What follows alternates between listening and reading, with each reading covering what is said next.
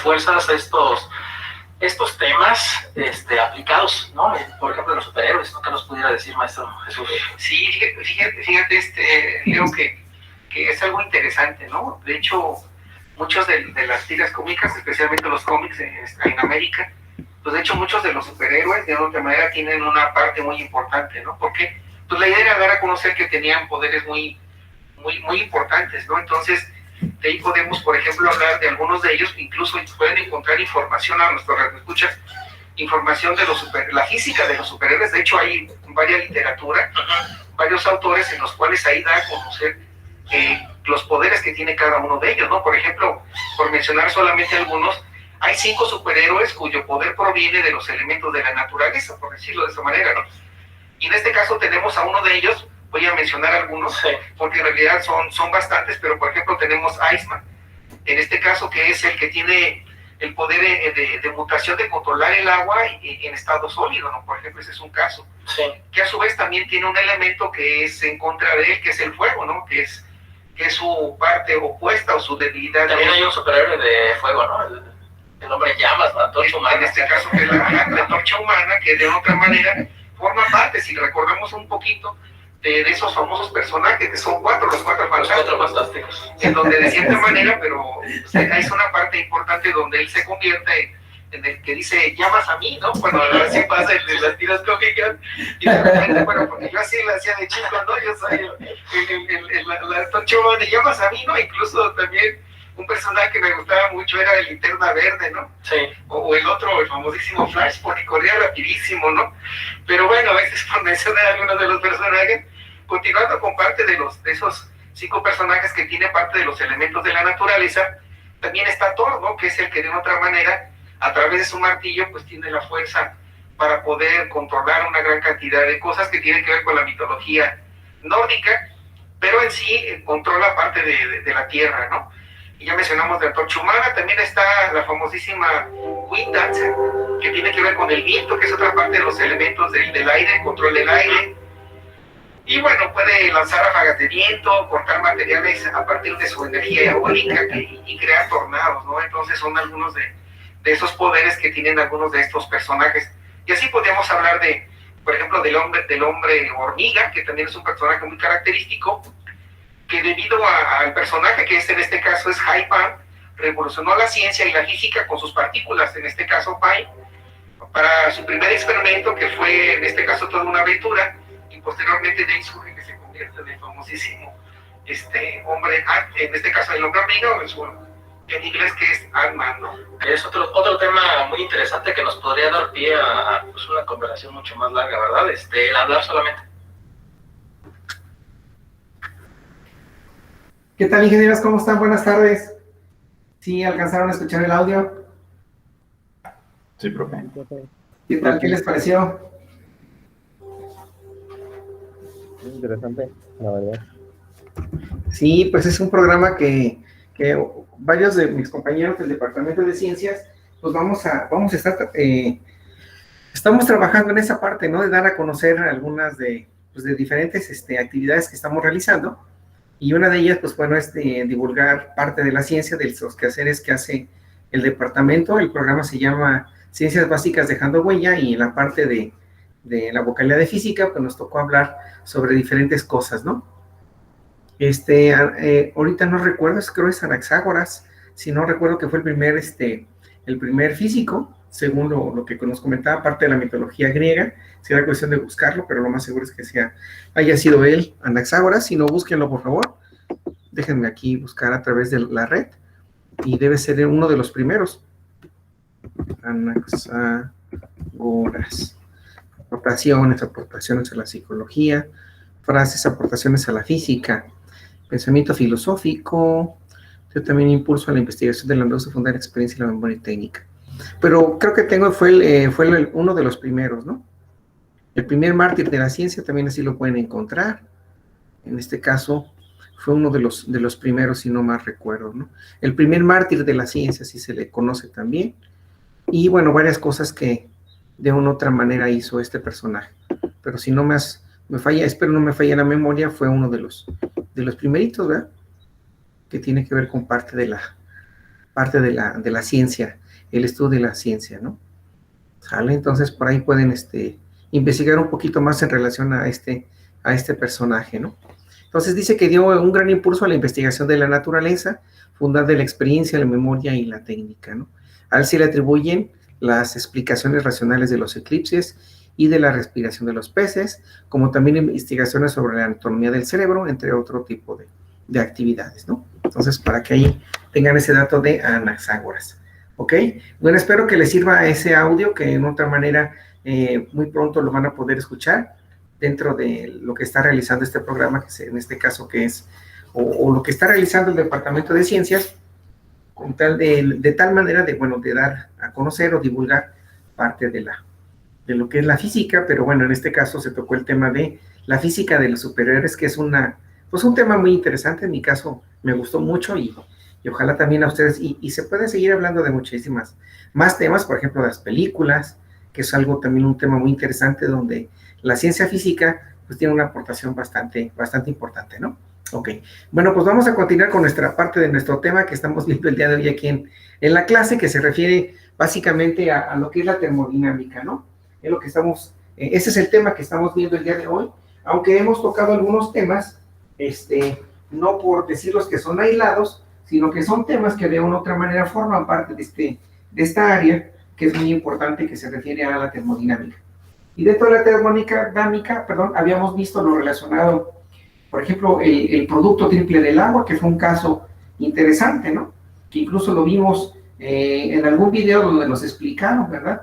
Que tiene que ver con el ciclo hidrológico, así fue como se le llamó, y que hay para medir lo relacionado a las temperaturas, en este caso con la temperatura de los grados Kelvin, hay un centro de investigación que está en la ciudad de Querétaro, que es el CENAM, Centro Nacional de Meteorología, que también hace investigación.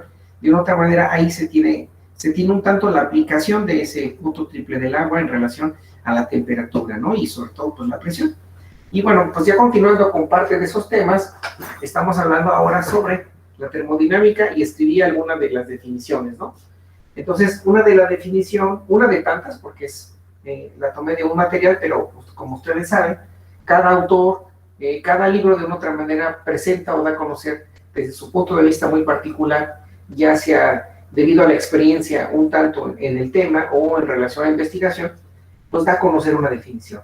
En este caso dice que la termodinámica es la rama de la física que trata la conservación de una forma de energía en otra, en especial la conservación del calor en otras formas, en este caso de ¿quién? Pues de energía. Eso es lo que nos da a conocer parte de esta definición, pero recordando que es una rama de la física, ¿sí? Se encarga de la conservación de la energía y específicamente nos habla de ¿quién? Sobre la conservación, en este caso, de termo, viene de calor, en este caso temperatura, y de ahí es donde tomamos en cuenta parte de este tema, pero a su vez se transforma en diferentes, o más bien, así como lo es la conservación de calor, en otras formas para generar, ¿qué? En este caso, energía. Y si lo pueden observar, un ejemplo muy claro es el que podemos realizar en las plantas geotérmicas. Por ejemplo, en México existe una planta geotérmica que se encuentra en el estado de Michoacán, más conocido en este caso como los azufres. Entonces, ahí hay un lugar de manera natural donde hay básicamente yacimientos donde el agua constantemente está hirviendo, ¿verdad? Debido al proceso natural que surgió durante hace millones de años. Entonces, ahí se toma muy en cuenta esa parte de esa energía, en este caso que es el calor a través del vapor, posteriormente pasa a la parte ya mecánica que es desarrollada por el ser humano, en este caso, que hace que se muevan, pues, en este caso, turbinas o algunos otros medios, normalmente son esos, con los cuales se puede generar otra forma de energía. Y en este caso es energía eléctrica, que posteriormente, a su vez, se almacena, podemos decirlo de esa manera, de ahí, posteriormente, pasa a la parte de distribución, luego transmisión, y lógicamente a la parte de generación. Perdón, creo que es generación, transmisión y distribución de esa energía, que posteriormente llega a nuestros hogares a través de la iluminación, de las lámparas, en este caso de prender, en este caso, un tostador eléctrico, un horno de microondas, toda la parte que tiene que ver con lo eléctrico. Entonces, esas son algunas de las formas con las cuales tiene que ver un tanto ese proceso que tiene que ver con las plantas de energía eléctrica. Y una de ellas se llama, en este caso, que es en este caso las plantas geotérmicas. También es importante mencionar que otra manera de poder generar energía, aunque bueno, no se menciona, pero ya hablando específicamente sobre este tema, ustedes pueden hacer una investigación también y pueden encontrar que a través de la energía mareomotriz. ¿Y cuál es esa? Bueno, su palabra lo dice, mareomotriz, o sea que a través del mar se puede generar, en este caso, energía eléctrica. A través, nuevamente, podemos hablar de turbinas o de otra forma en la cual puede haber una especie de muelles, los cuales se mueven dependiendo del oleaje. Otros de ellos podemos tener una boya, si no, por favor, si no me equivoco, boyas, en las cuales en la parte superior de esas boyas hay un mecanismo, en el cual es un mecanismo mecánico, que el cual, al momento que se está moviendo la ola, ese mecanismo sube y baja. Y ese mecanismo puede ser mecánico, y esa energía mecánica posteriormente se puede convertir en energía eléctrica. Y ahí, obviamente, pues, hay un proceso de ese movimiento de mecánico a eléctrico, donde se puede almacenar esa energía y a su vez ya después distribuirla en diferentes lugares. Sobre todo eso se aplica en lugares donde hay mucho, en este caso mar, por ejemplo, lugares cercanos a la playa, donde hay cercanías con los océanos, con el Pacífico, con el Atlántico, en el caso del Golfo de México, aquí en la República Mexicana, ¿verdad? Ese sería un caso. La otra es la parte de la energía, que es a través de rotores, en este caso, como podemos llamarlo, turbinas, o elementos muy grandes que se encuentran ubicados. Por ejemplo, hay uno que se encuentra en la parte del estado, entre los límites del estado de Oaxaca, y no recuerdo si es Puebla, y también otro que se está ubicando acá cerca del estado de Querétaro, donde hay que es energía eólica, donde hay unos enormes ventiladores, por decirlo de esa manera, con los cuales a través del viento se genera esa energía. Y bueno, aunque bueno, específicamente estamos hablando de calor, pues bueno, ya estoy mencionando de otro tipo de energía con la cual también se genera, ¿no? Se genera esa energía. Y bueno, dentro de esos temas que acabo de comentar, dentro de la termodinámica, pues básicamente existen varias leyes, ¿no? Y una de ellas tiene que ver con la ley de la termodinámica, que se le conoce como la primera, en donde vamos a tener un elemento, en este caso un delta E. Delta E se le conoce como el cambio de energía interna, en este caso en un gas.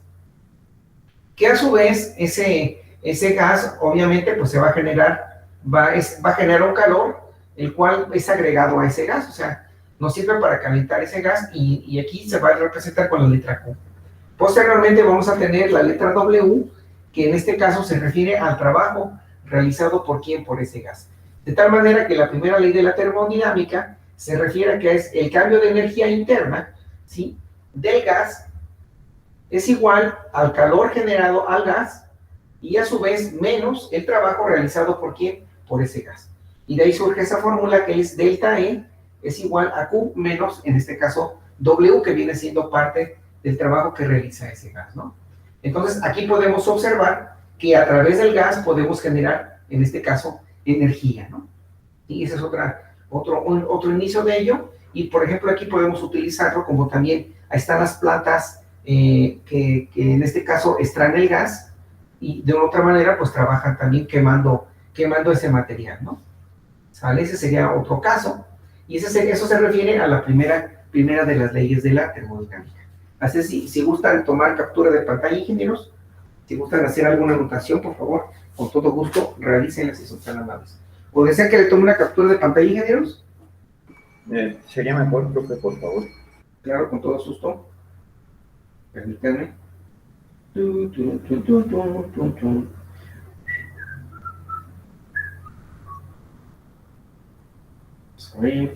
Vamos a ver.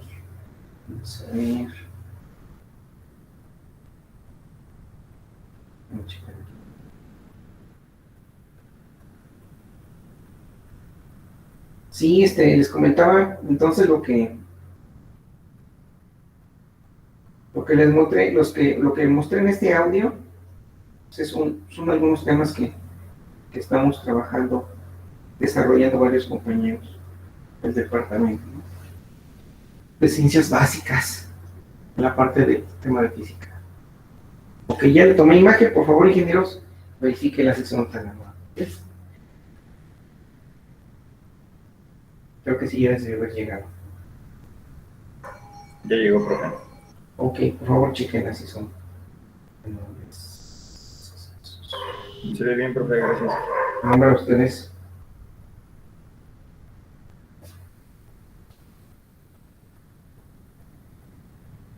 Bueno, continuamos.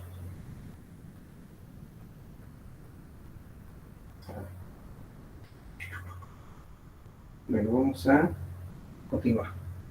Si gusta verificarla, me dicen si puedo borrar para escribir el siguiente tema, ingenieros, por favor. Por mi parte, sí, profe. Ok, Igualmente de mi parte sí, profe. sale. Sale, pues ahorita hacemos los cambios respectivos.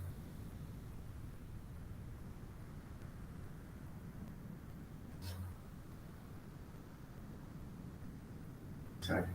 Vamos a continuar con la segunda ley de la termodinámica. También vamos a hacer algunos ejemplos de relacionando algunas temperaturas, ¿no? Que también eso falta por agregar. Entonces, en relación, esa es la primera ley de la termodinámica. También hay otro tema que se llama eficiencia de una máquina térmica. Vamos a ir viendo esto poco a poco, pero sí me estoy adelantando un poquito a estos temas para que en su momento dado los podamos ir comprendiendo un poco más. Pero de acuerdo al material que tengo, la segunda ley de la termodinámica. Voy a borrar la parte superior y voy a escribir la segunda ley. Sí, son temas muy... Nosotros, en este caso, en el curso, vamos por las cuestiones del tiempo, no vamos a verlo como lo deberían otras ingenierías, vamos a ver de una manera así muy general, porque hay algunas otras ingenierías que este curso lo ven de una manera muy profunda, ¿no? Por la misma preparación y parte de los procesos que en su momento van a tener que desarrollar, ya sea en alguna otra materia, por el desarrollo de ello, y aparte de su materia requiere el conocimiento previo de todo esto, ¿no? Y también de la manera práctica, porque es algo también interesante, ¿no? Aquí simplemente es mucho parte de la teoría, pero ya en la práctica, de igual manera, pues que requiere su determinado desarrollo en relación a esos temas, ¿no? Bueno, la segunda ley de la termodinámica la voy a escribir, y aquí me voy a adelantar un poquito a algunos temas, pero lo voy a escribir aquí. Segunda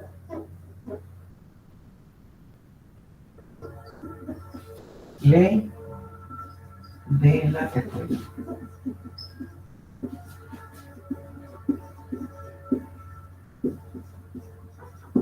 La segunda ley de la termodinámica. Y dice lo siguiente, dice que una máquina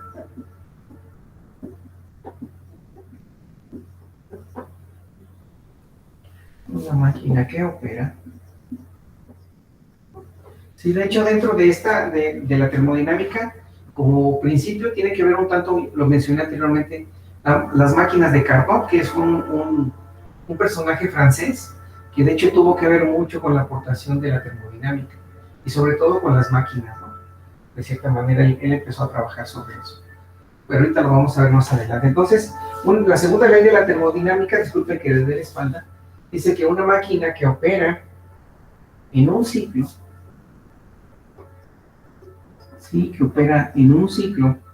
no puede transformar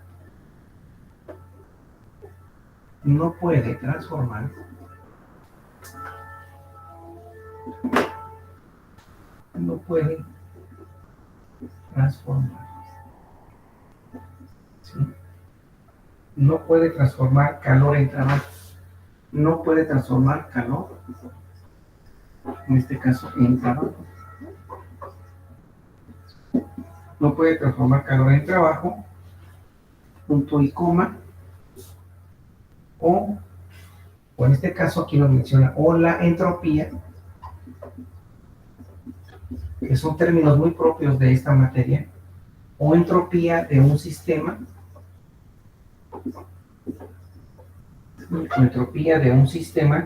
en este caso cerrado, también eso es parte de esa información. De un sistema cerrado nunca puede disminuir, nunca puede, en este caso, disminuir. ¿Sí?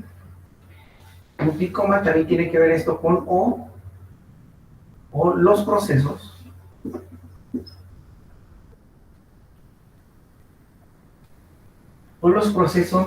procesos en un en un sistema cerrado, o los procesos en un sistema cerrado.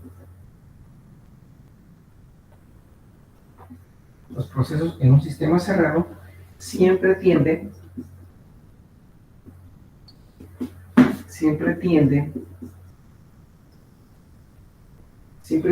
a aumentar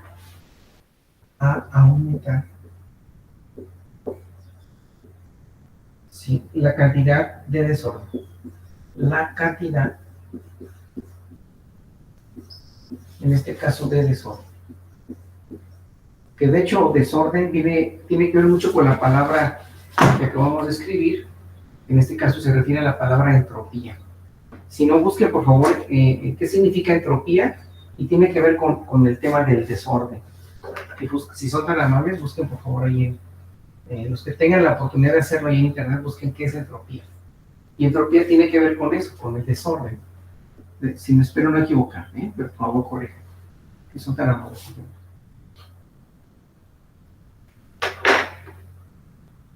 Pero tiene que ver con esa parte. Desorden.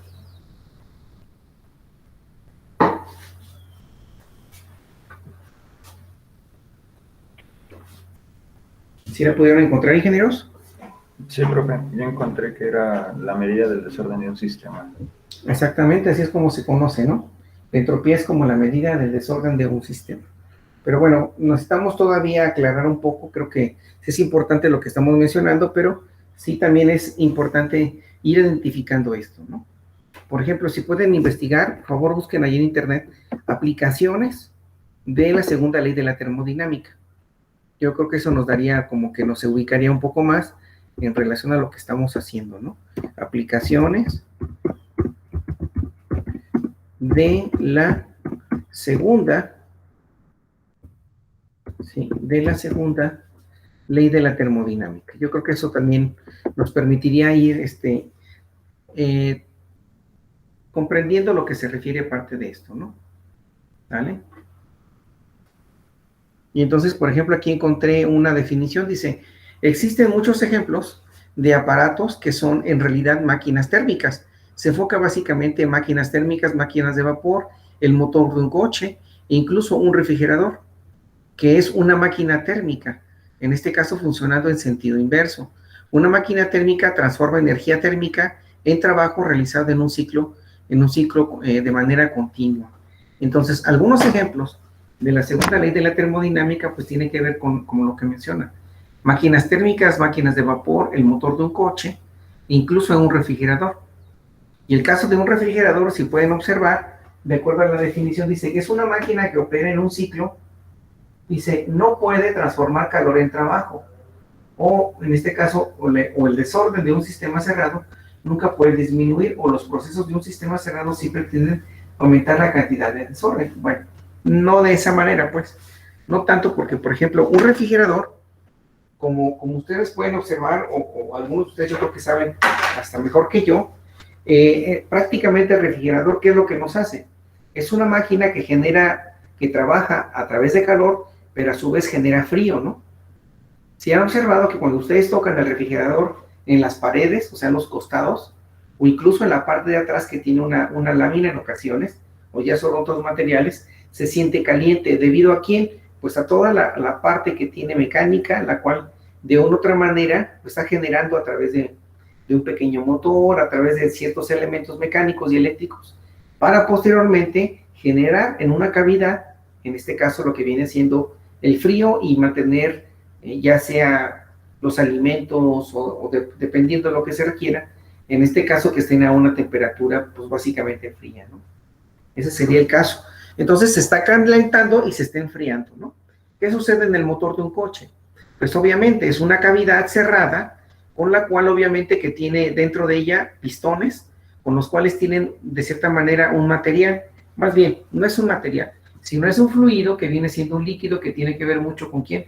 Con un aceite, en la cual el aceite tiene una determinada viscosidad, pero a su vez debido al movimiento pues está constantemente calentando, pero a su vez también se está enfriando a través de ¿quién? De un ventilador, el cual está enviando una cierta cantidad de ¿qué? De aire, para que el sistema de una otra manera se mantenga trabajando, pero a su vez a una temperatura determinada con un cierto rango, pues, para que de cierta manera pues, no se caliente y no sufra daños, ¿no? Entonces, eso es de una otra manera algunas de las aplicaciones que tienen que ver con parte de la segunda ley de la termodinámica. Pero como tanto la definición, sí está un tanto, yo también voy a ser sinceros, sí la verdad no me queda todavía muy claro, entonces hay que seguir buscando de tal manera hasta poder comprender a qué se refiere todo esto, ¿no? ¿Sale? ¿Alguien nos puede dar algún ejemplo de la termodinámica, ingenieros? De la segunda ley de la termodinámica.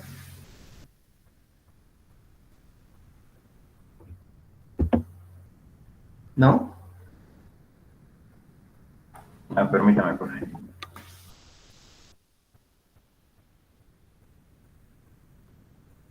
Entonces esto, aunque bueno, no he escrito una definición, pero bueno, ahorita podemos ver un sistema, porque estamos hablando que, dice, el aire acondicionado, por ejemplo, también es otro caso, ¿no? Y se fijan en esa parte de un sistema que es eléctrico, pero a través de toda la parte mecánica y eléctrica que contiene, ¿está generando qué?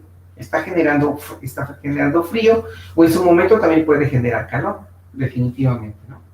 Entonces, esas son como de algunas aplicaciones, aunque sí les comentaba, es una máquina, ya sea un motor, como lo comentamos, una máquina térmica, un motor, un refrigerador, el equipo de aire acondicionado, en este caso, y si se fijan, son máquinas que operan en un ciclo que no puede transformar calor en trabajo. En este caso, el calor lo está transformando de una u otra manera en ¿qué? En frío, en este caso el refrigerador, lo hace que trabaje de ese calor, lo transmita a través de frío, entonces, pero dice aquí, no puede transformar calor en trabajo.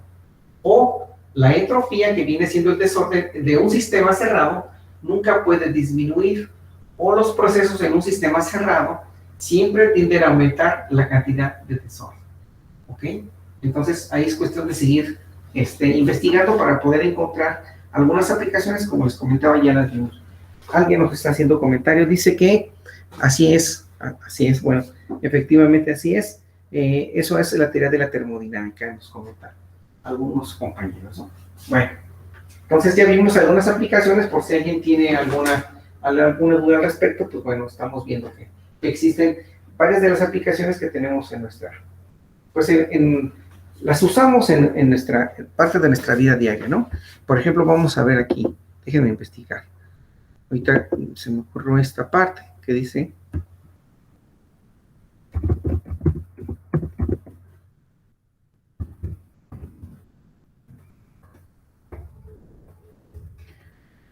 segunda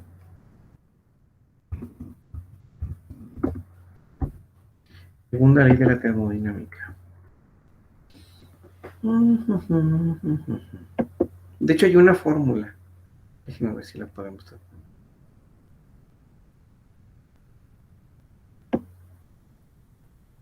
Y de hecho hay una fórmula para la segunda ley de la termodinámica. Déjenme ver algo más palpable.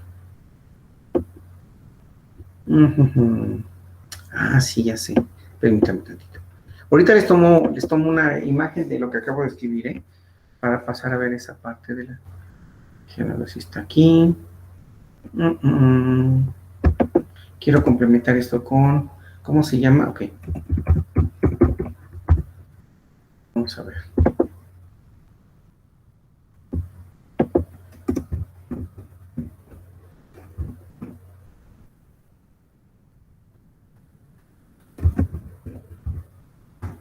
A ver si aquí nos aparece. Por ejemplo, miren, ya vimos algo relacionado a los gases. Vamos a ver algo relacionado a la entropía, que tiene que ver con esta segunda ley de la termodinámica. A ver, permítanme.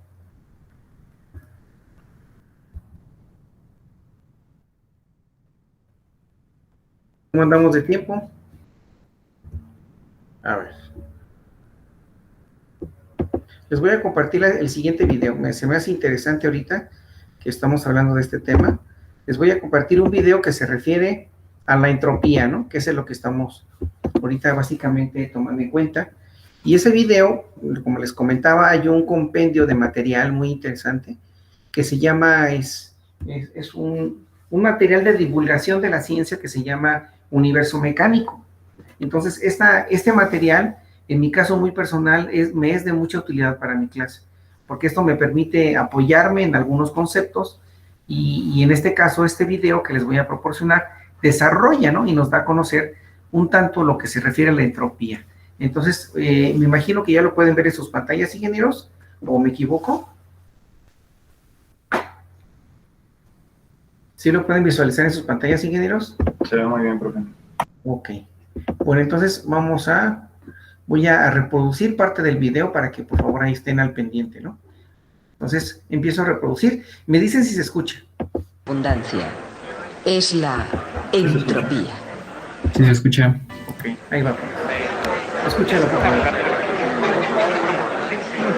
Igual, por cierto, antes de que se me olvide, si gustan esta actividad, ahorita les comparto el link para que lo tengan y más adelante me hacen un resumen, no ahorita, ¿verdad? Pero si gustan después pueden hacer un resumen de este material y ya lo tomamos como parte de alguna de sus evidencias, ¿no? Para reforzar este tema.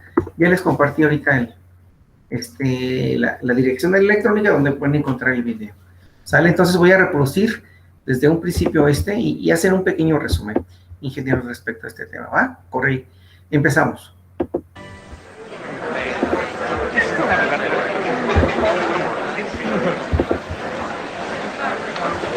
En un mundo de constantes restricciones, hay una magnitud de la que quedan existencias en abundancia. Es la entropía.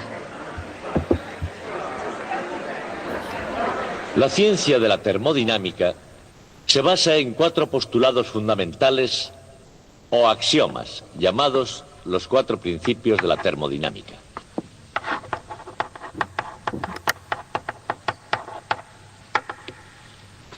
De esos 4 principios, el segundo fue el primero que se descubrió.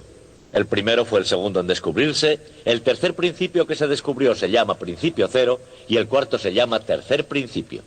Pero todo eso tiene perfecto sentido porque la termodinámica es la más implacablemente lógica de todas las ciencias. Les diré brevemente lo que son esos 4 principios. El principio cero dice precisamente que la temperatura tiene sentido. El primero es la conservación de la energía. El segundo principio es el principio de la entropía. Y el tercer principio dice que hay una temperatura tan baja que nunca se puede alcanzar.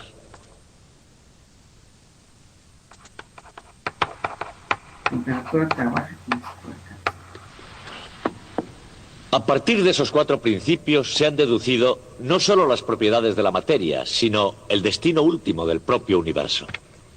Pero si queremos llegar a alguna parte, será mejor que empecemos.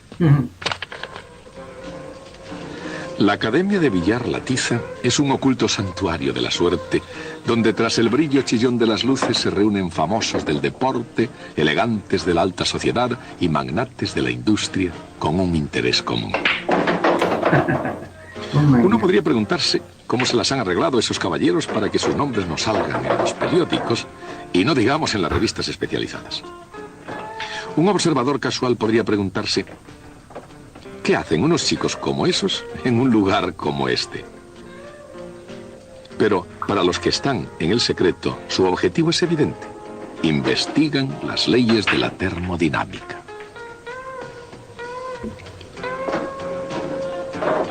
¿Pero por qué en La Tiza? En parte ciertamente es por su ambiente, que es el último grito en elegancia desenfadada. No se necesita más explicación, pero sobre todo es por el material de que dispone, en especial el llamado instrumento, que en interés de la ciencia parece que siempre se tiene a mano en La Tiza. Incluso ahora mismo, 2 distinguidos científicos sostienen sus cubetas en las manos. Debido a la naturaleza de este experimento, se aconseja no sea visto, y menos aún practicado, sin el consentimiento de los padres. Sostenida con gran cuidado, cada cubeta contiene un poco de fluido experimental que, por desgracia, crea dependencia. Sin embargo, antes de que las cosas comiencen a salirse de madre, el fluido fue vertido en las cubetas a una temperatura de 295 grados Kelvin. Y después se añadieron con precisión científica varios cubos geométricos de H2O cristalizado. Hielos en pocas palabras. La temperatura inicial de los cristales era de 273 grados Kelvin. ¿Qué manera de lenguaje tan científico, ¿verdad? Con el tiempo, el calor del fluido caliente pasa a los cubos, pero el hielo, por el contrario, no se calienta. Los cubos no se derriten inmediatamente, lo cual suscita una controversia científica que, naturalmente, hace que sean necesarias más pruebas. En un total de 126 experimentos, ninguno de los científicos de la tiza pudo encontrar un solo caso de un cubo de hielo caliente.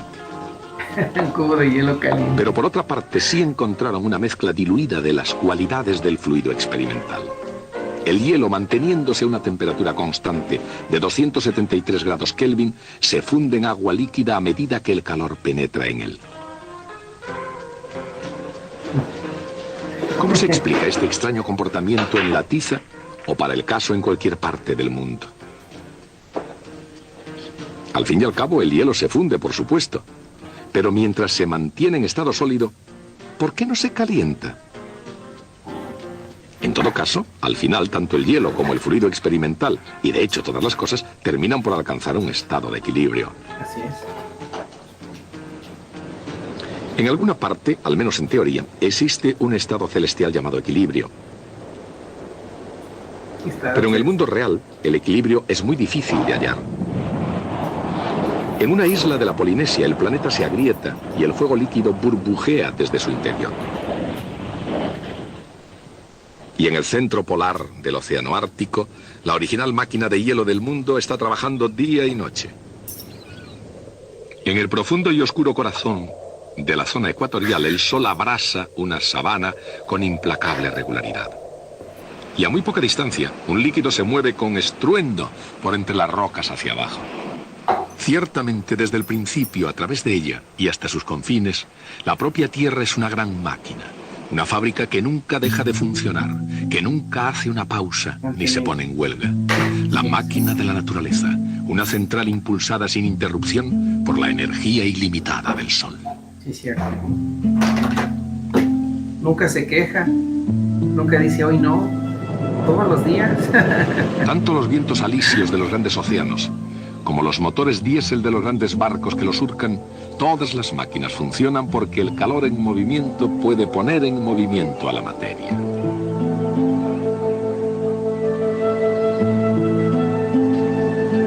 Durante varios siglos, la máquina térmica se ha extendido a lo largo y a lo ancho del mundo. Pero tanto en el pasado como en el presente, el calor solo se mueve en una dirección, desde la temperatura alta hacia la temperatura baja.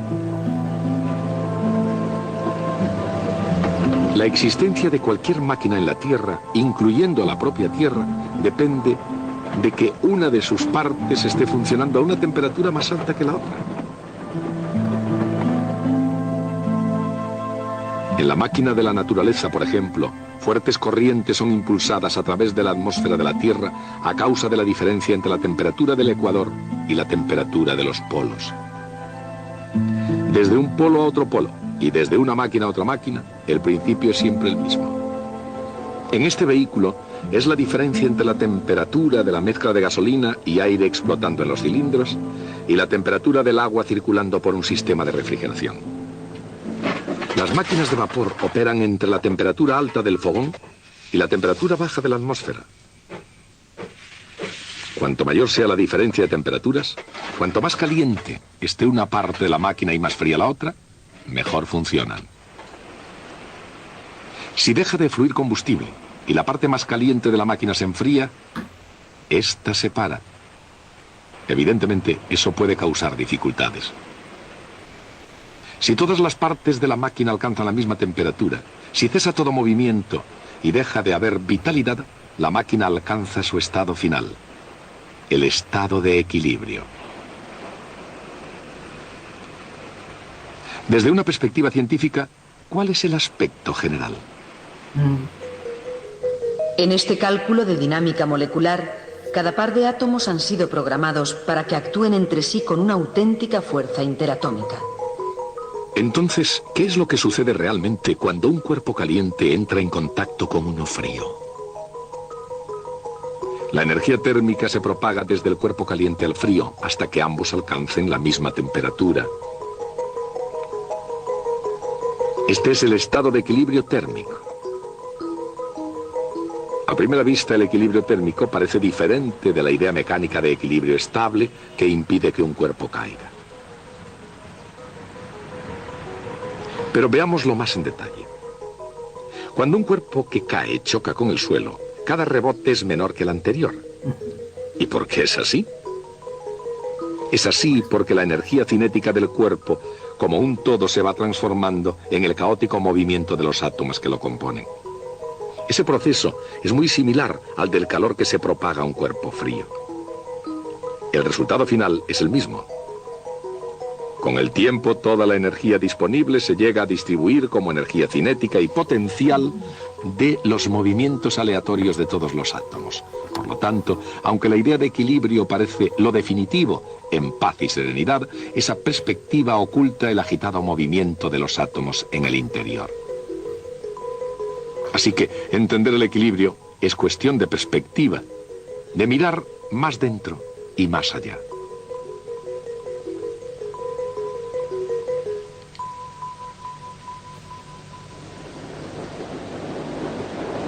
Como el equilibrio es un estado en el que todas las temperaturas son iguales, el equilibrio es un lugar donde ninguna máquina funciona.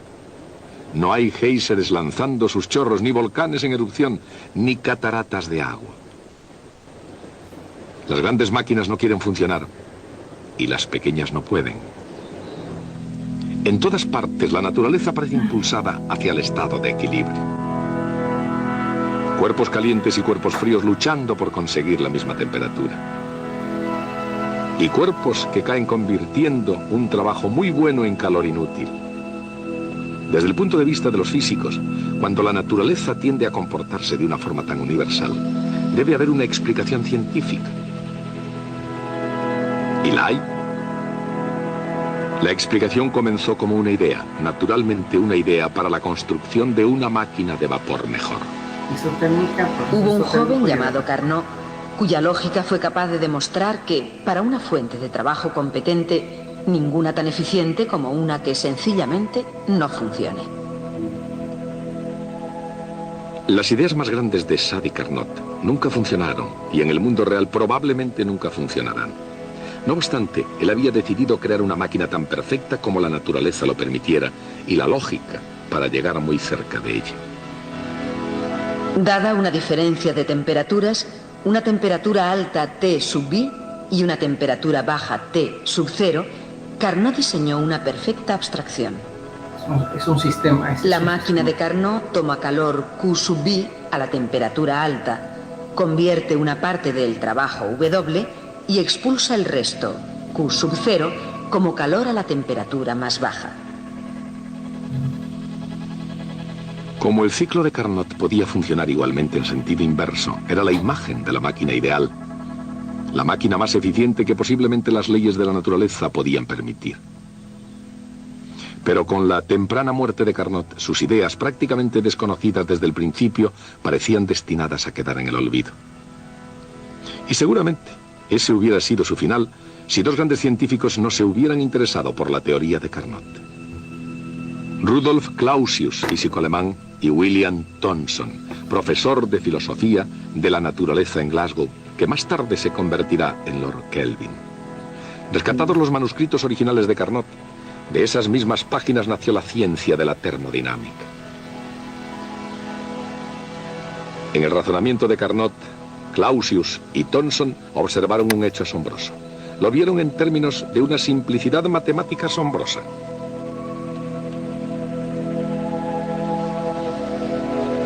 En la máquina ideal de Carnot, el cociente entre el calor tomado y el calor desperdiciado era igual al cociente entre las dos temperaturas absolutas necesarias para el funcionamiento de la máquina.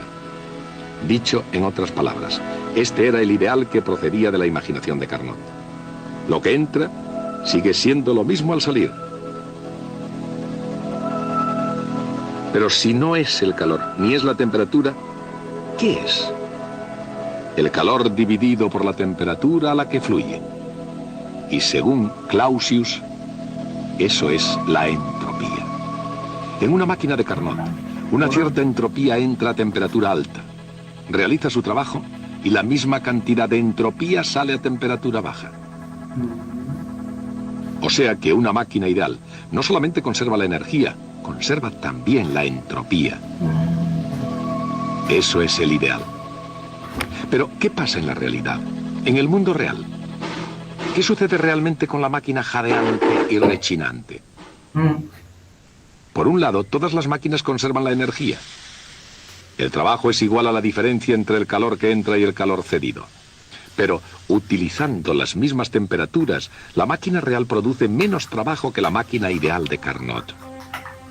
Realiza menos trabajo y desprende más calor. Así, aun cuando la entropía que entra pueda ser la misma que en la máquina de Carnot, la entropía que sale es mayor. Eso es un hecho asombroso.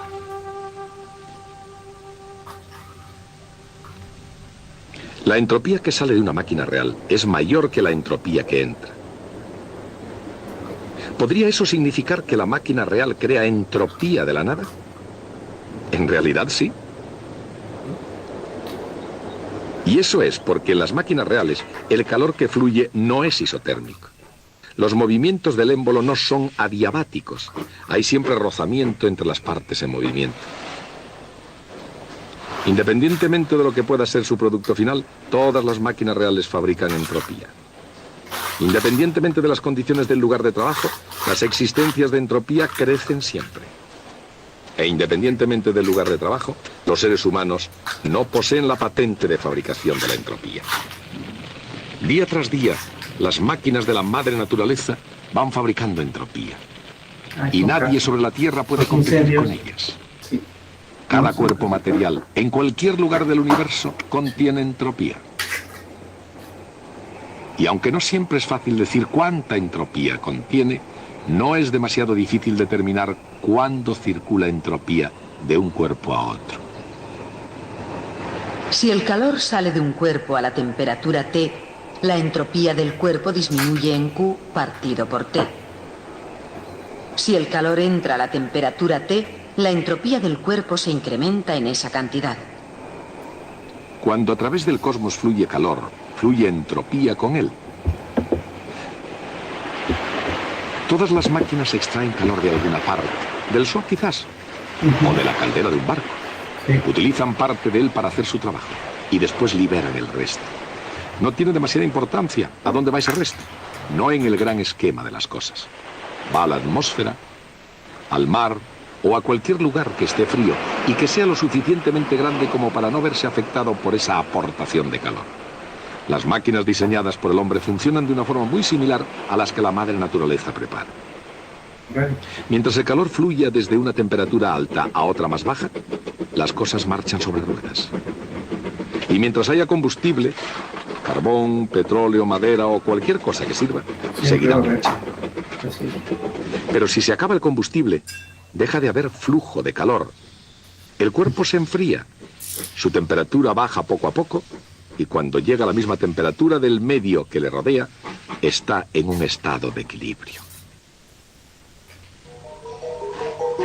Siempre que circule el calor y un cuerpo caliente esté más caliente que el cuerpo frío, aumentará la entropía y continuará aumentando hasta que no pueda suceder otra cosa, hasta el estado de equilibrio.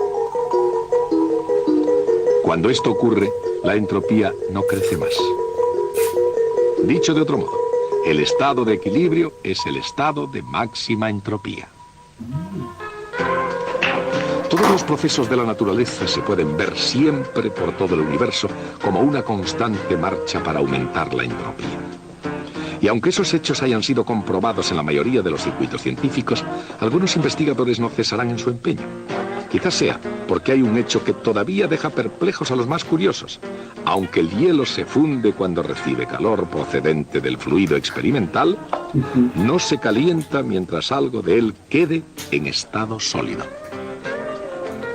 ¿Por qué? Un flujo de calor produce la transformación del hielo en agua a una temperatura constante. Por consiguiente, mientras el hielo se esté transformando en agua, la entropía del agua está aumentando. Y así, el agua es un estado de más alta entropía que el hielo. En realidad, cualquier sólido es un estado de más baja entropía que el de la misma materia en forma líquida. El líquido es un estado de la materia más caótico y desordenado que el sólido. Tiene mayor entropía. En la Tierra y en el mar, o en el mar y en la Tierra, o en cualquier lugar del universo, entropía creciente significa tosquedad y desorden creciente. El propio hielo, un sólido cristalino, es un estado de la materia en el que las moléculas existen en una estructura proporcionada geométricamente simétrica. En un sólido, cuando los átomos se agrupan en la configuración más favorable, las moléculas se organizan de modo que reduzcan al mínimo su energía potencial. El agua presenta un cuadro diferente. Recuerden, las moléculas de líquido son caóticas, desordenadas, dispersas y desorganizadas. Evidentemente, las moléculas líquidas no minimizan su energía potencial como lo hacen las de los sólidos. Y así los líquidos no solo tienen más entropía que los sólidos, también tienen una energía potencial mayor y por tanto más energía total. ¿Fundir o no fundir? Esa es la cuestión. Si la dinámica no está completamente clara como un cristal, en este caso como un cristal de hielo, considerémoslo desde el punto de vista del cubo de hielo. Cuando el hielo se funde se convierte en agua, un estado de mayor entropía. Y eso está bien, porque a la naturaleza le gusta precisamente que aumente la entropía. Pero un momento, antes de fundirse, antes de transformarse en agua, el hielo debe también aumentar su energía, por lo cual requiere extraer energía del resto del universo. Pero si esa energía calorífica fluye desde el mundo hacia el hielo, se reducirá la entropía del resto del universo. Y eso no está bien. ¿Es muy malo? La entropía del resto del mundo disminuye en la cantidad. Energía que fluye dividida por la temperatura. Recuerden que la naturaleza siempre necesita aumentar la entropía. En este caso, la entropía del hielo más la del resto del universo. Si la temperatura fuera muy baja, sería ciertamente muy malo. Fundir el hielo produciría un gran descenso en la entropía de todo el universo. Sí. Y si la temperatura fuera muy alta, no sería tan malo. La entropía del conjunto aumentaría cuando se funde el hielo. Eso es por lo que, en el gran esquema de las cosas, el hielo nunca se derrite a temperatura baja. Y el hielo nunca existe a temperatura más alta. Mientras tanto, de vuelta a la tiza, por no hablar del universo en su conjunto, hay en alguna parte una temperatura intermedia que no favorece al hielo ni al agua. Es la única temperatura a la que el hielo y el agua pueden coexistir. Eso explica por qué esas cubetas científicas no se calentarán hasta que todo el hielo se haya derretido. Así, en el lenguaje científico de la tiza, la magnitud que la naturaleza se esfuerza por maximizar no es solamente la entropía del hielo. A una determinada temperatura es la entropía menos la energía dividida por la temperatura del hielo. A medida que la energía de cualquier muestra menos la temperatura multiplicada por la entropía disminuye, la entropía de todo el universo aumenta. E menos T por S es la energía libre. Aunque no hay algo así como comida libre, sí hay una gran cantidad de energía libre. Cada partícula de materia en el mundo hace que su propia parte de energía libre sea lo más pequeña posible. Eso es lo que se requiere para maximizar la entropía del universo. De modo que tanto dentro de los confines de una cubeta científica como por todo el universo, la ley del crecimiento de entropía dirige a la materia desde el orden al desorden. Durante algún tiempo se ha pensado que la entropía creciente en el universo conduciría al propio universo a un estado definitivo de desorden. Y a eso le llaman la muerte térmica del universo. No parece un buen porvenir. Es una noción provocadora, al menos peligrosa. Y queda aún la cuestión: ¿Hundirá toda esta entropía creciente al universo en un estado de caos total? Si es así, no sería la primera vez que se descubre el destino del universo en un vaso de whisky con hielo.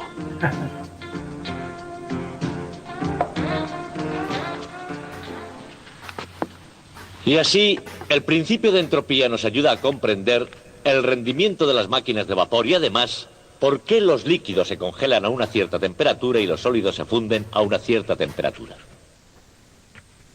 Pero hay alguna gente que creen que tiene un significado más profundo y piensan que el principio de la entropía define la dirección del flujo del tiempo. Voy a explicarme. Supongamos posible ver un choque entre dos átomos. Un átomo podría venir así y salir por aquí, y el otro átomo, tras chocar con él, sale en esta dirección. Bien, si vieran una película de esta colisión, no serían capaces de decir si la película se ha proyectado hacia adelante o hacia atrás. Porque a nivel microscópico, la ley de la entropía no se aplica. Las leyes de la física funcionan igualmente en un sentido o en el inverso. Según las leyes de la física, a este nivel, el tiempo no tiene una dirección determinada. Pero en lugar de eso, supongamos que ven a alguien dejar caer una pelota desde una torre. Viendo una película de esto, ustedes dirían inmediatamente si se estaba proyectando hacia adelante o hacia atrás. Cuando va hacia adelante, los botes de la pelota se van haciendo cada vez más pequeños. Si vieran que se hacen cada vez mayores, sabrían inmediatamente que la película iba hacia atrás. Bien, pues lo que ocurre en ese caso es que la energía de la pelota se va convirtiendo en calor, y eso aumenta la entropía del universo. Y ustedes ya saben, sin que nadie se lo tenga que explicar, que la manera correcta de pasar la película es en la dirección en que aumenta la entropía. Y eso es lo que determina la dirección del curso del tiempo. Y de igual manera hay quien piensa que el segundo principio de la termodinámica determina la dirección del curso del tiempo. Pero otros dicen que el segundo principio es una mera tautología. La entropía aumenta con el tiempo y el tiempo aumenta con la entropía. Luego, ¿qué hay de nuevo? Yo no pienso así. Comprendo perfectamente en qué dirección corre el tiempo y naturalmente pienso que el nuestro se ha acabado. Así que hasta la próxima vez. O, si la entropía disminuye, hasta la vez pasada.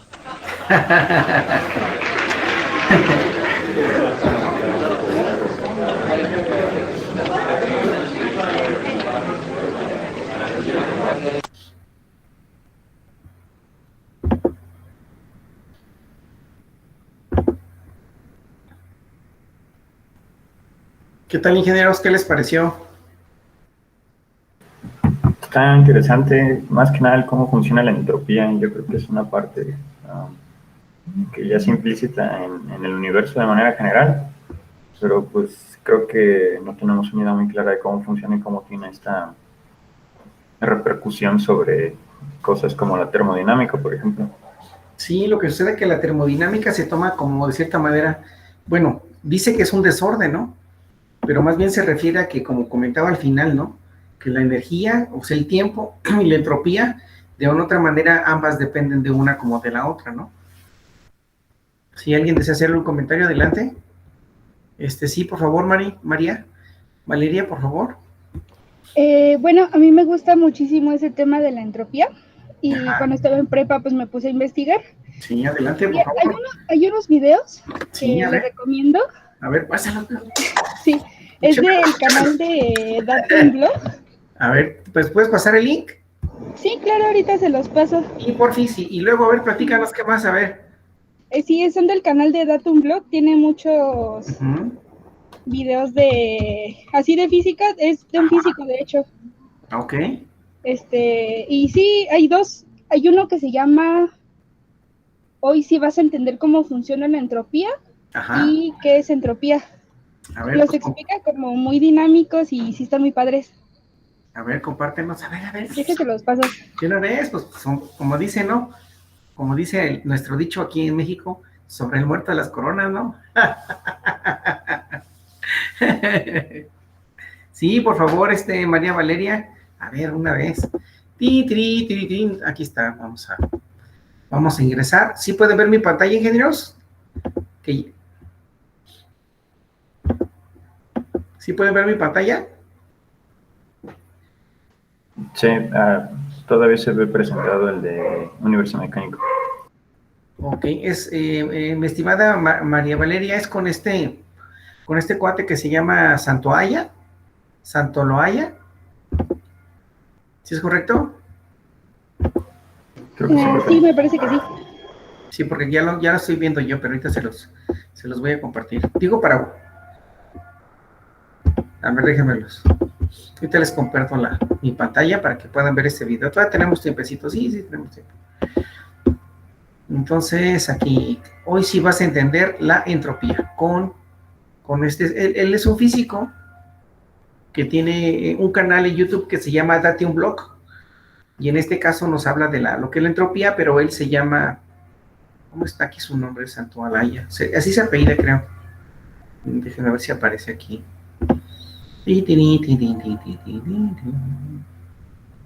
No aparece su nombre. Bueno, pues vamos a reproducirlo, ¿les parece? Para que escuchen, va. ¿Listos para el estado completamente del cerebro? Es una de las leyes más importantes de la física y también ¿Se escucha, ingenieros? Les hablo. ¿Se escucha? Sí, profe. Ahí está, mire, se llama Javier Santaolalla.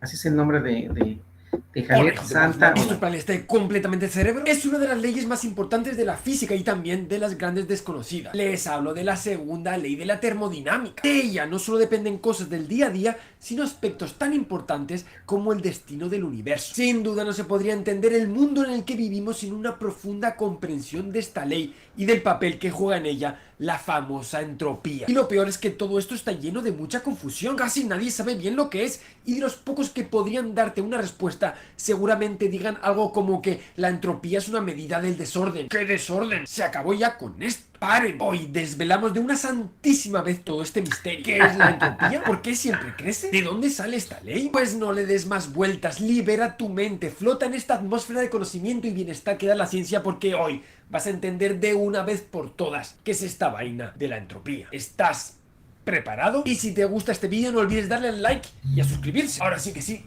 comenzamos.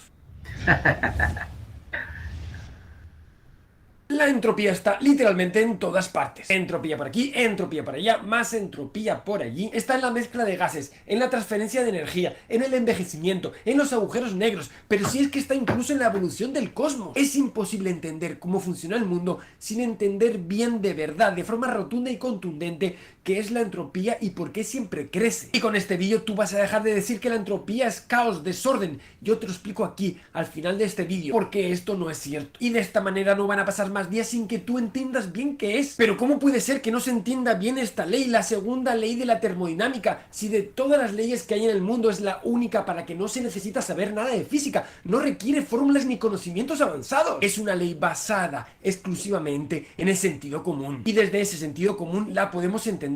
Y eso es precisamente lo que hoy vamos a hacer. Pero para entender bien todo lo que está pasando, vamos a fijarnos en un ejemplo muy ilustrativo en el que yo quiero que tú pienses. Un gas en una caja con un separador por la mitad. ¿Qué pasa si yo quito el separador? Bueno, yo espero que todos sepamos bien la respuesta. El gas se expande y ocupa toda la caja. ¿Pero por qué? Esta pregunta está muy bien, es muy interesante, porque la situación del gas comprimido en un lado y la del gas expandido en toda la caja tienen la misma energía. De otra forma, ¿por qué un gas que está expandido en toda la caja no lo vemos nunca comprimirse de forma espontánea? ¿Porque este fenómeno no es reversible? ¿Qué hace que el universo prefiera el gas expandido al gas comprimido? Necesitamos nuevas leyes para comprenderlo. Aquí es donde entra en juego la entropía. Así que allá vamos, te presento 6 claves fáciles y básicas para que entiendas de una vez por todas qué es esta weá de la entropía. Origen. Estamos a principios del siglo XIX. Ingeniosos científicos como Sadi Carnot, Rodolphe Clausius o William Thomson se devanan los sesos para encontrar un sentido a los fenómenos relacionados con el calor. Estaban fundando lo que hoy llamamos termodinámica y tenían buenos motivos para ello. Si encontraran la forma de domesticar el calor,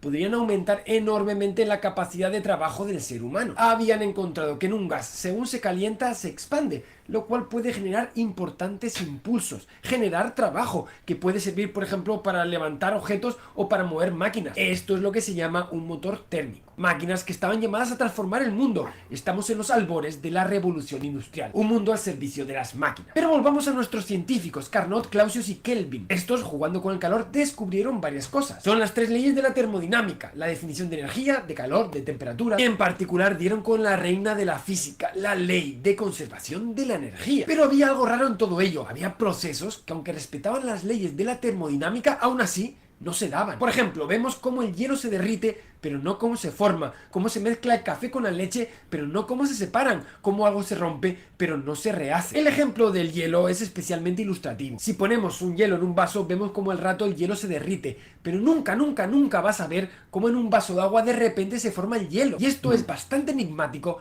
porque ambos estados tienen la misma energía. ¿Por qué no es entonces reversible? ¿Cómo no se puede formar hielo de forma espontánea? La teoría de la termodinámica no respondía a estas preguntas, así que había que buscar algo que pudiera dar una explicación. Fue Clausius el primero en proponer una nueva ley, la segunda ley de la termodinámica, para explicar. Es imposible que una máquina autónoma, sin ayuda de algún agente externo, transfiera calor de un cuerpo a otro más caliente. Ya tenemos aquí una respuesta. Una parte del agua no puede darle calor a la otra para así convertirse en hielo. La energía no va en ese sentido. Simplemente es imposible. Lo dice la segunda ley de la termodinámica. De ahí nace el concepto de entropía, una magnitud que mide precisamente la relación entre la energía calórica y la temperatura. Cuánta energía hay útil en un sistema para realizar trabajo. Y también su relación con la nueva ley. La entropía, así definida, siempre aumenta. Pero aunque la cosa funcionaba, la situación distaba mucho de ser ideal. En primer lugar, partía de una magnitud extraña. La entropía. Fuerza, presión, temperatura son magnitudes fáciles de asimilar.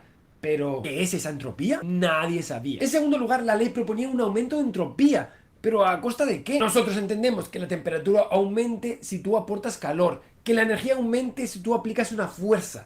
Pero ¿cómo aumentaba la entropía y quién producía ese aumento? Además era una ley muy extraña. Acostumbrados todos a leyes de conservación, ahora teníamos una ley que proponía que algo siempre iba a más. ¡Extraño! ¿Qué habrá detrás de todo esto? La entropía surge de la termodinámica para explicar por qué ciertos fenómenos que respetan la conservación de energía en realidad no se dan. El desarrollo. Ellos no lo sabían, Clausius y Thomson, pero desde su visión macroscópica de la teoría del calor no había forma de responder a estas preguntas. Era simplemente imposible. Se necesitaba un nuevo enfoque para que todo esto pudiera cobrar sentido. La clave aparecería medio siglo después con la llegada de la mecánica estadística. Pero para ello hubo que primero con toda una tradición que se remontaba a la Grecia clásica, a los tiempos del mismísimo Aristóteles. Les hablo de la descripción continua de la materia. El atomismo moderno, iniciado por químicos como Dalton y Proust. Según esta nueva visión de la materia, esta estaría constituida por elementos mínimos, irrompibles, a los que llamaron átomos. Aceptando la teoría atómica, ahora se podría buscar nuevas vías para explicar la termodinámica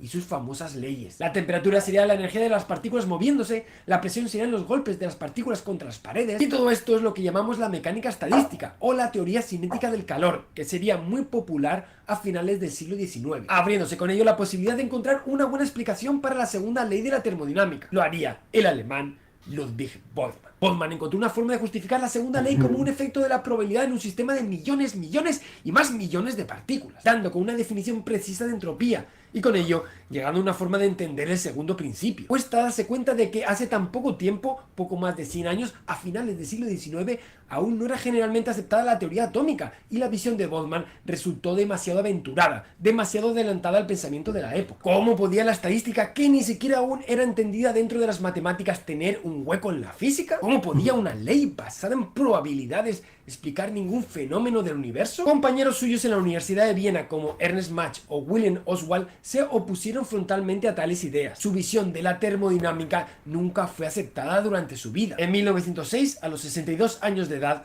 Boltzmann se suicidaría. Él nunca llegaría a descubrir el efecto que tendrían sus ideas en la física. Se alcanza una comprensión de la entropía y la segunda ley gracias a la introducción de la teoría atómica de la materia. Entropía y probabilidad. Boltzmann nunca llegaría a descubrirlo en su vida, pero justo un año antes de colgarse de una soga en Trieste, un joven de 25 años en la ciudad suiza de Berna publicaría un artículo que cambiaría las reglas del juego, con el celestialmente angelical nombre de Über die von molekulischen Theorie der Warmer-Begefunden Behungen von in Rehungen Ruhigten suspendierten Teilchen. Albert Einstein daba el empujón final a la teoría atomista. Einstein veía en el movimiento browniano una acción directa de los átomos. Era esta la primera vez que los átomos salían del dominio teórico y llegaban al experimental. La teoría de la naturaleza continua de la materia de Aristóteles estaba tocando a su fin. Se abandonaría de ahí en adelante. allanando el camino a la teoría cinética de los gases y la mecánica estadística. Las ideas de Boltzmann comienzan a permear las mentes más brillantes, dando paso a una gran revolución en la termodinámica. Y con ello, ahora sí, ya están todos los elementos dispuestos para entender qué es esto de la entropía y la segunda ley de la termodinámica. Y resultó no haber nada mágico en todo ello. Es más, ni siquiera había nada físico. Todo está escrito en los principios de la probabilidad. Toca jugar a los dados. Esta cosita de aquí, pues vamos a ir poco a poco para que no te pierdas nada. Empezamos por un caso sencillo. Si yo tiro un dado, ¿a qué número apostarías? Piensa, ¿ya? Bueno, pues espero que estemos de acuerdo en que si tiro el dado y no hay trampa, todas las caras son igualmente probables, así que cada una saldrá un sexto de veces, ¿verdad? La probabilidad la defino ahora como casos favorables entre casos totales. La probabilidad de que salga 1, 2, 3, 4, 5 o 6 es la misma, 1 entre 6. Así que en principio no parece haber ventaja apostando en uno u otro. ¿Fácil? Genial. Compliquemos ahora un poco el juego, a ver qué tal. Ahora tiramos 2 dados y apostamos sobre la suma. Los resultados entonces irán desde 1 más 1, 2, hasta 6 más 6. 2. ¿Tú cuál apostarías? Dale al coco, dale bien al coco. ¿Ya? Seguro que estarás tentado a decir que ahora también todos los números en cada dado tienen la misma probabilidad de salir, lo cual es cierto. Pero estamos preguntando por la suma, así que las cosas cambian un poquito. Fíjate, cada tirada es igualmente probable, pero no la suma, porque se puede conseguir de formas diferentes. Por ejemplo, la suma 2 solo se puede conseguir de una manera, 1 más 1. La suma 3 se puede conseguir de 2 maneras, 1 más 2 o 2 más 1. La suma 4 se puede conseguir de 3 maneras, 3 más 1, 1 más 3 o 2 más 2. Sí. La suma 5 de 4 maneras, 4 más 1, 1 más 4, 3 más 2, 2 más 3 y así sucesivamente. Mira bien todas las combinaciones posibles y convéncete de que es así. Entonces, ¿cuál es la suma más probable? Pues hay una ganadora, sí, la que se consigue de más formas distintas. Es la suma 7. Y no tiene nada de mágico este 7, simplemente con las reglas del juego hay más configuraciones que den 7 de las que den 1, lo que hace que sea más probable. Y ya está, no hay ninguna fuerza ni nada por el estilo, es solo combinatoria, probabilidad. Para aclarar, llamaremos al hecho general, la suma en 7, estado inespecífico, y a los casos particulares, estado específico. Entonces, podemos decir que el 7 sale más porque es el estado inespecífico que tiene más configuraciones o estados específicos. Bien, te aviso, si no has entendido hasta aquí, para y vuelve y míralo tantas veces como sea necesario. Incluso haz tú la prueba y lanza los dados y apunta lo que sale hasta que te convenza. ¿Ya? Magnífico. Porque ahora vamos a dar un paso más. Lancemos no 2 dados, sino 3 y apuntemos su suma. Veremos nuevamente algo parecido. Hay un estado inespecífico que tiene más configuraciones o estados específicos. Este será el ganador, el que se dé con más probabilidad. Y esto se puede repetir con 4, 5, 6 o 100 dados. Según aumentamos el número de dados, vemos algo interesante. Esta distribución se va haciendo cada vez más fina, más picuda, más marcada. Y cada vez hay más diferencia entre un suceso posible pero improbable y el suceso más probable. Por ejemplo, con 100 dados, ¿apostarías a que después de una tirada sale la suma 100? Esto sería de locos. La probabilidad de que ganes es nada. 1 entre 6 elevado a 100. Sin embargo, apostando por algo más razonable como 350 es muchísimo más probable ganar. Pues ahora imagina con 1 millón, no, con 1 trillón, no, con 1 millón de trillones. ¿Apostarías a que salen todos unos? Seguro que no lo haces. ¿Entendido? ¿Sí? Pues enhorabuena, ya sabes todo lo que necesitas saber para entender la entropía. El concepto fundamental detrás de la entropía no es una fuerza o ley física, es solo combinatoria y probabilidad. Ahora sí, ¿qué es la entropía? ¿Qué tendrán que ver los dados con los fenómenos físicos como el cubo de hielo o la caja con gas de antes? Pues paciencia te pido porque no queda nada. Volvamos al sistema físico real de antes, el gas en la caja. Recuerda, al principio tenemos el gas en la mitad izquierda de la caja, pero de repente quitamos el separador. ¿Qué pasará? Tú ya sabes la respuesta. Ahora las partículas tienen libertad para moverse por toda la caja. Así que si dejamos pasar un rato, el gas ocupará todo el espacio. ¿Pero por qué? Si cada partícula del gas puede estar en la parte derecha o en... ¿Sabías que con Didi puedes pedir un viaje desde 32 pesos? Didi, simplifica tu día. En la parte izquierda de la caja con igual probabilidad? ¿No sería entonces igual de probable encontrar que todas están en el lado izquierdo que encontrar que todas estén en el lado derecho, que encontrarlas repartidas por igual? Pues no es así. Y la razón es que esto es una cuestión de combinatoria.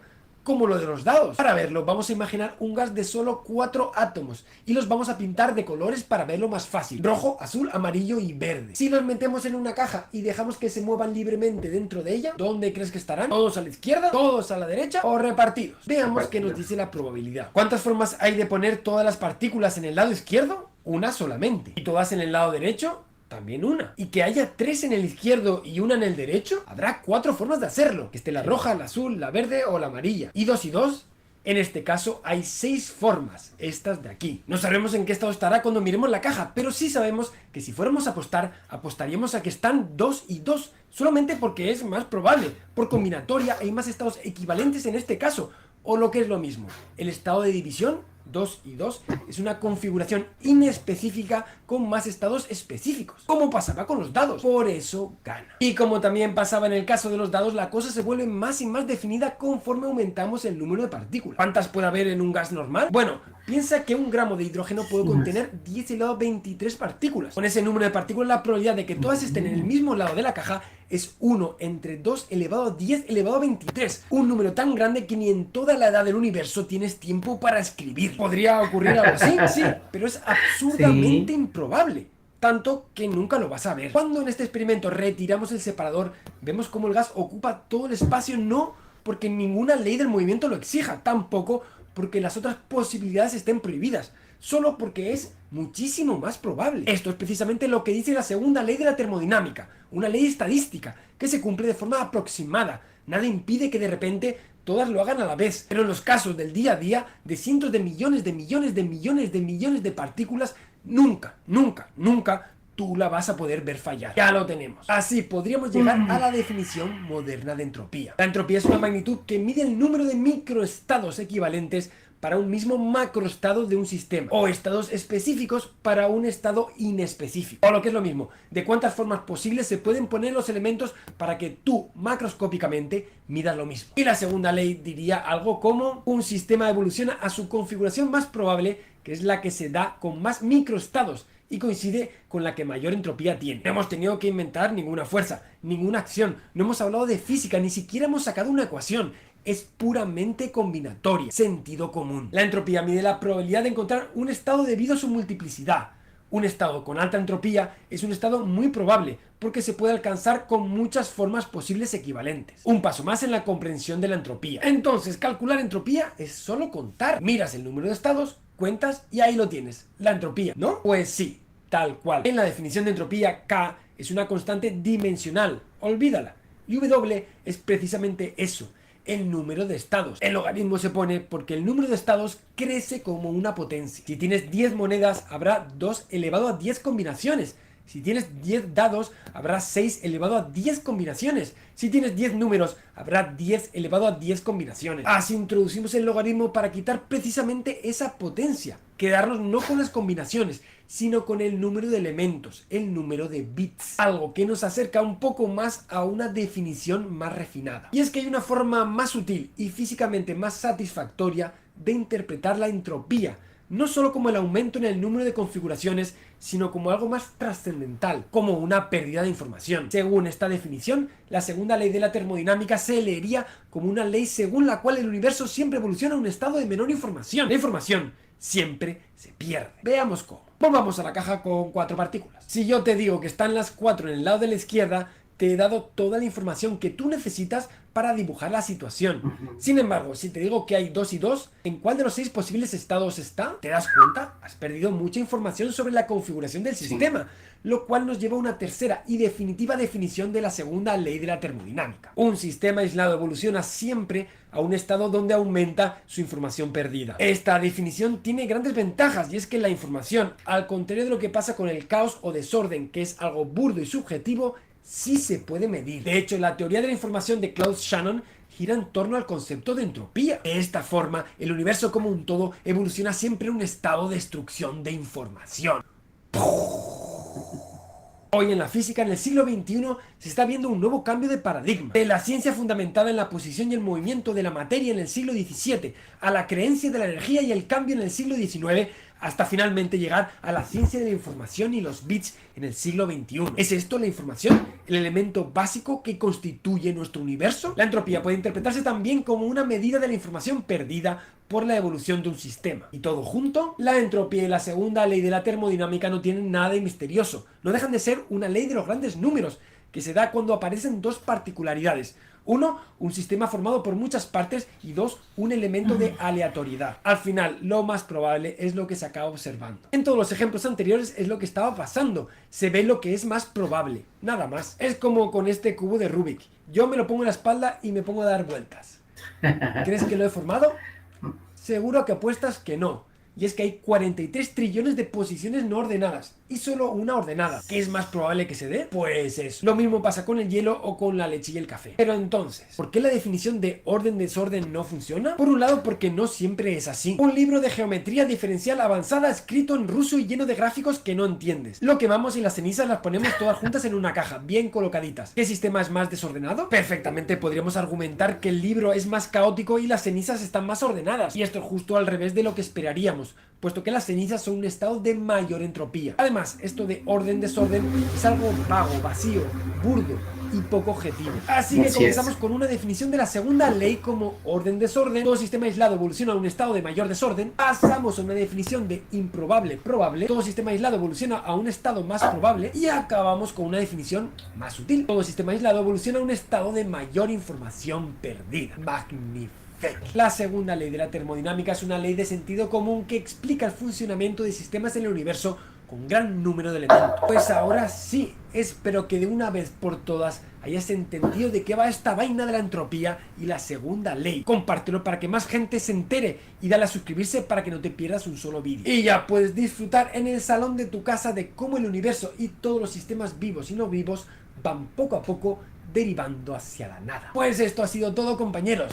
Espero que les haya gustado muchísimo este vídeo. Me despido recomendándoles este libro brutal, La entropía desvelada, de Ari Ben Naim. Un libro que describe todo esto y muchísimo más. Un libro dedicado exclusivamente a entender el concepto de la entropía con muchísimos ejemplos y ejercicios. Muy buen libro. Pues ahora sí que sí me despido. Dale mucho al coco y estudia, que quizás seas tú el próximo Ludwig Boltzmann. Nos vemos como siempre en el próximo vídeo. Piratilla. Hasta pronto. Estuvo bueno. Muchas gracias, que nos hizo favor de compartir este material, María Valeria, gracias. La verdad sí, está muy, muy interesante, muy entendible. Y pues bueno, ingenieros, vamos a concluir la sesión del día de hoy hasta este momento, hasta este tema, y vamos a continuar nuestra siguiente sesión viendo otros ejemplos relacionados con las siguientes leyes de la termodinámica, ¿no? ¿Alguien quiere agregar algún tema, ingenieros, respecto a esto? Por mi parte no, profe.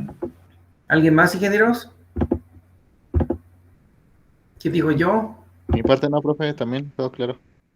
Ok, perfecto. Entonces recuerden que van a hacer un resumen del primer video de Universo Mecánico.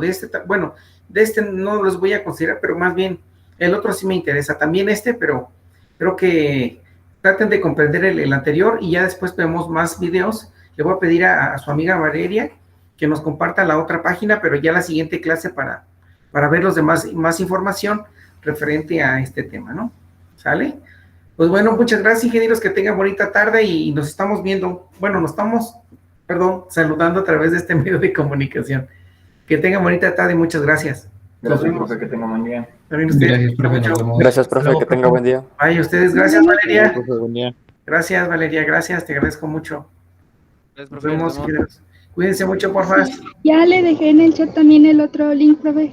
El de la definición de entropía, dura 7 minutos nada más. Ok, ahorita lo revisamos, ¿sale? Y voy a buscar los otros para la próxima clase. No te preocupes, muchas gracias, Valeria. Cuídate, por favor. Todos cuídense. Nos vemos, profe, gracias. A ti, gracias, bye. Gracias.